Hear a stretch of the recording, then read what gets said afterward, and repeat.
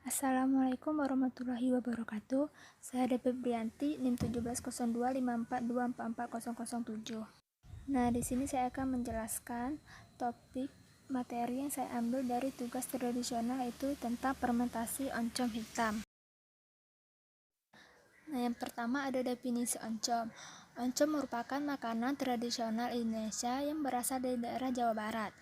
Oncom biasanya diolah jadi pepes, sayuran tumis, campuran lauca, sayuran lodeh, keripik oncom, sambal oncom, dan berbagai macam makanan enak lainnya. Oncom hitam merupakan oncom yang berbahan baku bungkil kacang tanah yang kadang dicampurkan dengan ampas singkong. Oncom hitam dihasilkan oleh kapang Rhizopus oligosporus. Warna hitam pada oncom hitam ditentukan oleh warna pigmen yang dihasilkan oleh kapang yang digunakan dalam proses fermentasi. Diagram alir pembuatan oncom hitam. Pertama, bungkil kacang tanah dibersihkan dari kotoran yang terdapat di dalamnya, kemudian direndam dalam air selama 12 jam. Setelah direndam, bungkil kacang akan mekar.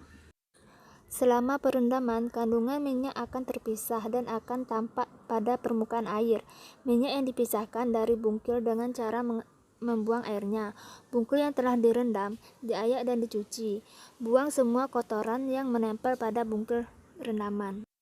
Setelah tiris, bungkil kacang tanah diberi campuran ampas singkong atau tepung tapioka sebagai bahan pengikat. Kemudian diaduk sampai rata sehingga menjadi adonan yang kempal dengan perbandingan campuran 5:1. Selanjutnya, adonan dimasukkan ke dalam keranjang atau bakul. Permukaan bakul ditutup dengan tutup bakul. Bakul disusun secara menindih bakul lainnya. Kemudian, susunan bakul yang atas ditindih dengan alat pengempa. Bungkil dibiarkan terkempa sampai airnya berkurang. Adonan yang telah kesat segera diserakkan di atas tampah. Adonan kemudian dikukus selama 45-90 menit. Adonan yang telah dikukus dimasukkan dalam wadah. Adonan yang masih panas segera dicetak dalam cetakan dan didinginkan. Setelah dingin, kemudian taburi ragi oncom atau Rhizopus oligosporus. Lalu tutup adonan dengan menggunakan karung goni. Fermentasi selama 12 jam sampai tumbuh jamur di permukaan oncom. Setelah itu, potong-potong oncom sesuai selera dan letakkan di atas anyaman bambu sampai agak kering. Oncom segar siap dijual atau diolah menjadi lauk pauk. Ciri-ciri kerusakan oncom. Yang pertama ada aroma.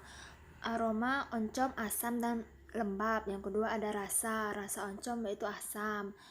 Dan yang ketiga ada tekstur. Tekstur oncom agak lembek.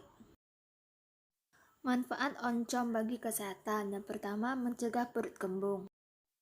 Proses fermentasi yang dilakukan oleh Neurosporacitophila dan kapang Rhizopus oligosporus dapat mencegah efek fluktuasi.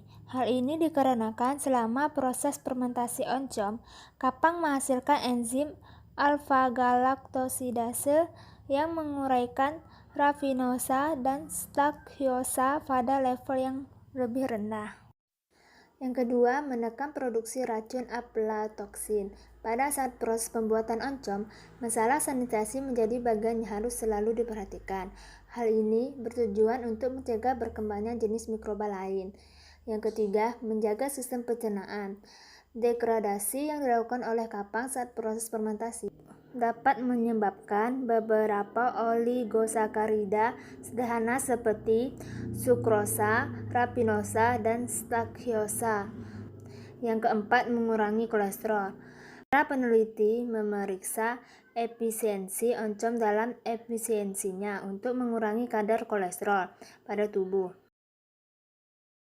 Sekian dari saya akhiri. Wassalamualaikum warahmatullahi wabarakatuh.